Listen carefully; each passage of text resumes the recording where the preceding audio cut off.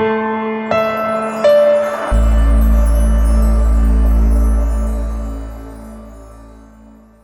guest today is Bill Rowan, the Vice President of Public Sector at Splunk. Bill, welcome back to the program. Great to have you. Jason, thank you for having me.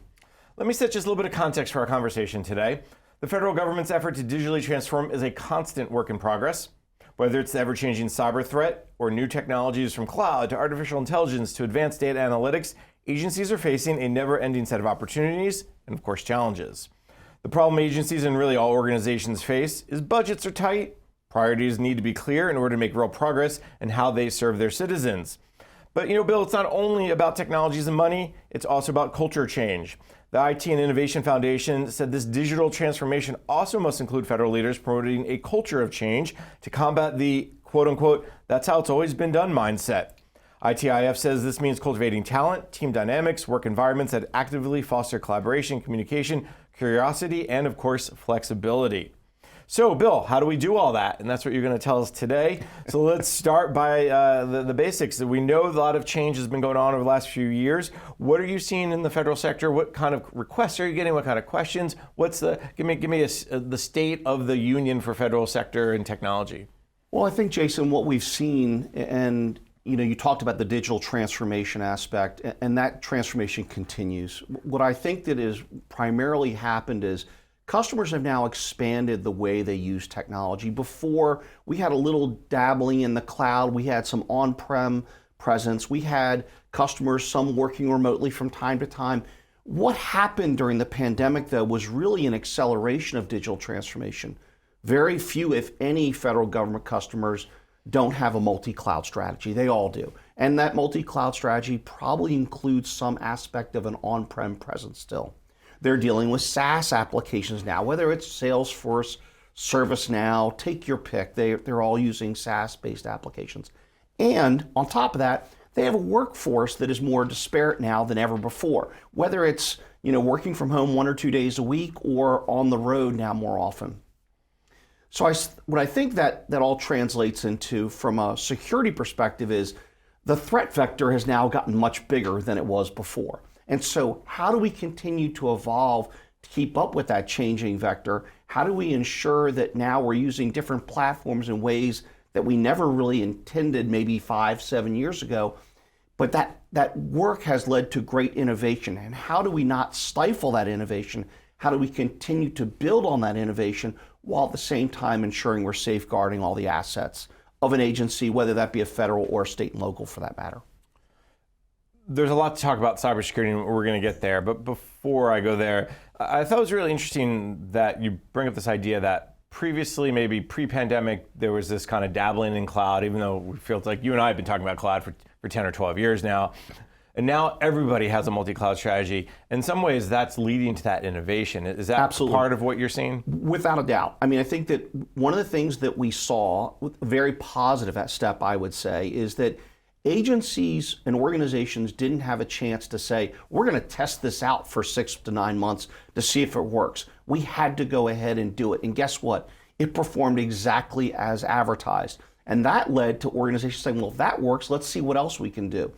But the point was that we had to deliver services both to constituents, to other organizations, and at the state level back to the actual residents of those communities. So this work was very, very important, and we got to figure out how to build on it and not go back to the way things were before.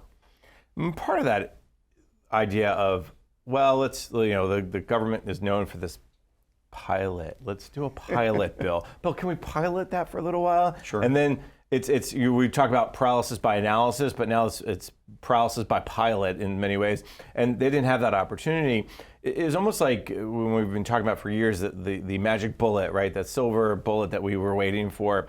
What types of innovations are you starting to see, whether it's data related or cyber related or whatever? What from a federal sector perspective, what are some of those things that agencies are going, hey, that thing worked, let's expand it or do more of it over in this area? Well, I think that's one of the keys, is that we understand that when analyzing the landscape, ensuring that the safety and security, that before we used to watch just one or two things, firewalls, load balancing, whatever, looking for anomalies in what was going on. Today, because of that transformation, because of all these different systems, we now have to gather even more data.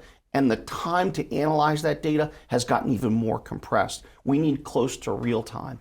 And the other part of it is, as innovation continues, how do we take in that new innovation? How do we take in that data and now start to compare and contrast it to the rest of the environment? Those type of activities and that type of predictive of what could we expect to see is what's leading us to have a much better perspective on where the threat actors are, or for that matter, where we are just making mistakes in the way we operationalize these environments. Again, a lot of this, if we think about it, your point is we've been talking about cloud for a while. Now that agencies are using them and using them in different ways, different systems, there's bound to be mistakes on our side. That's human nature. We're gonna create self-inflicted wounds. The question becomes, how quickly can we recognize those? How quickly can we heal those potential threats or those potential errors that we've made, and make sure that we're continuing the mission of the agency? Let's go down that cybersecurity path a little bit, because it's come up several times. On one hand, when agencies were more on-prem and kind of dabbling in cloud, they were dealing with a much different cyber threat. Now, being multi-cloud, using software as a service applications, there's the good and the bad, right? There's a bigger threat surface, but because they're leaning on folks like Splunk and others to take advantage of your cyber tools, right? Because the last thing Splunk wants is to say, hey, Agency X, we have a problem. So you guys and others have much stronger cybersecurity tools, so they're getting those benefits too. Is that message getting through that, hey, you have actually better cybersecurity, even though your threat service has expanded in some ways? Well, I think that we have to recognize, much like the cloud environment, there are a lot of partners that are in play here beyond Splunk. I mean, we understand that in most agencies and organizations, it's going to be, Splunk's going to be a part of the strategy. They're going to have other tools they're using, other platforms. And what we're trying to do on a regular basis is to ensure that we look at the processes that are going on and how do we free up as much of the time and energy that we can of the operators. So what can we do in terms of automation, as an example? What sort of tasks on a regular basis are the security folks going through that we can automate some of those tasks to free up time to go look at other potential situations? And I know that's no different than a lot of the other people that we work with in the industry. Again, we look at this as an ecosystem. There are very few agencies out there that will have but one security provider. They're using, as you alluded, SaaS-based applications, cloud-based applications, on-prem. We need to understand how we correlate data across all those various platforms and give predictive analytics about what we should be doing next. The automation piece, I hear time and again that comes up. Every cybersecurity discussion that we have, whether it's with federal sector or the folks in industry, where do you see agencies with automation? Is it still very early stages of it, where maybe cloud was a while ago, and what will it take to get? It's a great point. Yeah. You know, one of the things that I looked at when deciding to join Splunk was to look across the various solutions that were out there in the security world and who had the broadest platform. And automation, as I've seen from some of my other previous areas, was a shining star that I saw the need for agencies. Now, unfortunately, in the security world, taking our hands off the keyboard for a second and letting systems do what they should do, that's a little bit of a learned situation of, do I feel comfortable with this? And I think that what we see is still the early stages of using automation. We think it will continue to increase because the risks continue to increase, and we've got to be able to get through all the various alerts and issues that are coming across the operator's desk. And automation is a great way to do that and help automate some of the tasks that are just a part of the course of normal operations. This is going to free up time to be able to look at what are the real issues we've got to go after. What they seem to need is that forcing function. Like the pandemic forced agencies into innovation around how they deliver services. Again, hybrid cloud, multi-cloud approach. Now they need some sort of cyber forcing function, but usually that's probably going to be a bad thing if they have that. You would have thought, well, OPM breach, that was enough, or the breaches that were suffered kind of post OPM in the industry, that was enough that would get that push. But I think you're right. People still have to develop a trust in the process, and sometimes they're going to pilot themselves to death. Well, they will. But one of the interesting things that we've seen, and we see it time and time again, is agencies, when they look at this particular opportunity or they look at the problem they're trying to solve, one of the things they typically underestimate is the amount of data that is actually coming from these systems. And they think, well, we can handle that. This is kind of what we've done. And what they find is when they really start to collect from all these various organizations, it may be 2, 3x what they thought. And all of a sudden there becomes the realization, we cannot manage this in the same way we have typically managed this in the past. And that's where automation then comes in. And it sees, we'll certainly see some of those pilots again, and hey, let's go test this to make sure we're catching everything. But I think it's those agencies that are realizing we cannot hire enough people. We're not going to be able to keep up with this problem unless we allow these tools and these platforms to do what they were intended to do. And automation is a key aspect of that. Yeah, the data pieces we know, especially around cybersecurity, and especially as you expand that digital transformation piece, to go back to the beginning of our conversation, when we're going to use this service over here, okay, that's going to give us data. We're going to use that service over there, and that's going to give us data. All of a sudden, again, threat surface expands, more data, how do you manage it?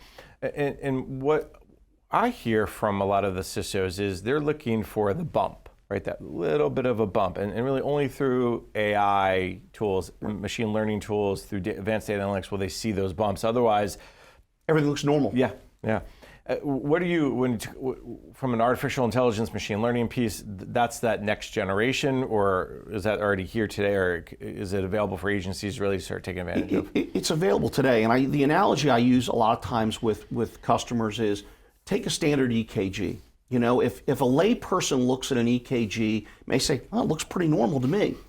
But to a cardiologist, they may pick up the very slight raise in one particular wave and say, there's something there. We need to go do further tests to figure it out. And I think what we can do is tune a lot of these platforms to ensure we're catching that little blip, highlighting it to the operator and saying, should we compare that against other type of events we've seen in the past to help show them where to go look next? And I think that's really the key to this, is we are probably not going to be able to solve everything out of the gate day one, but we can tell you where to look further to ensure you're getting the best holistic picture of what's going on in your enterprise. And that's really what you're coming down to. I mean, that's why automation matters so much, because it frees up that operator not to worry about the blips, but to say, okay, that's a blip, let me go figure that out. I mean, that's the goal, whether we talk about cybersecurity or digital transformation, get out of the mundane, get out of the usual. Do I have to fill this form out? These experts are, first off, they're hard to source in the community, whether you're in private sector or in government. They are expensive resources. And so how do you allow them to do the job they were really hired to do and not have them potentially chasing red herrings on a regular basis? You've got to be able to compress that data so they're focusing on the right things and not just a voluminous amount of data.